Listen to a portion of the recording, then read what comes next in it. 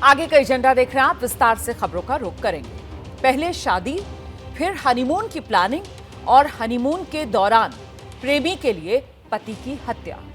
राजा Raghuvanshi murder case की यही हकीकत है जो अब तक पुलिस जांच में सामने आ रही है। एक तरफ पुलिस सुराग की सीढ़ी तैयार कर रही है और वहीं इस केस में ट्रैकिंग वाली सीढ़ियों पर साजिश को लेकर एक नया खुलासा हुआ है। देखिए, बताया जा रहा है कि सोनम ने राजा को मारने के 2 प्लान तैयार किए। एक प्लान था हत्यारे उसे कुल्हाड़ी से मारेंगे, लेकिन अगर यह प्लान फेल हो जाता तो फिर सोनम ने तैयार कर रखा था प्लान बी।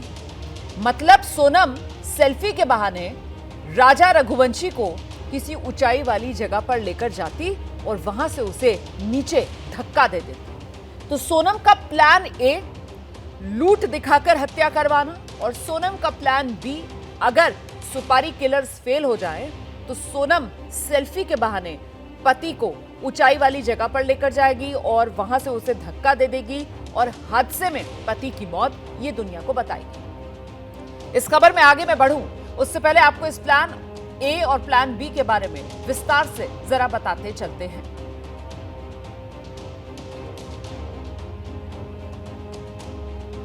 तो शादी वाले दिन सोनम का प्रेमी जो है राज कुशवाहा, वो फूट फूट कर रोया, ये जानकारी सामने आ रही है।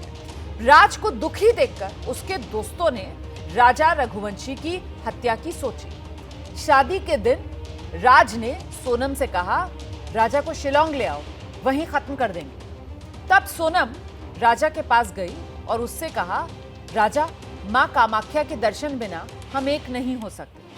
राजा ने सोनम की बात मानी और वो मां कामाख्या के दर्शन के लिए राजी हो गया।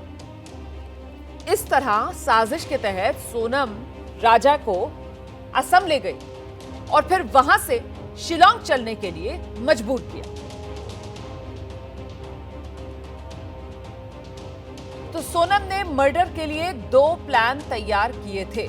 जब राजा सोनम के साथ हनीमून पर जाने के लिए तैयार हो गया तो सोनम ने ये 2 प्लान तैयार किए। सुपारी किलर अगर नाकाम हो जाते तो फिर खुद सोनम ये हत्या करती। राजा को पहाड़ से धक्का देने का सोनम ने प्लान बी तैयार कर लिया था। सेल्फी के बहाने वो किसी पहाड़ पर राजा को ले जाती और वहां से उसे धक्का देती। राजा की हत्या को हादसा बनाने की प्लानिंग थी। ये था प्लान बी।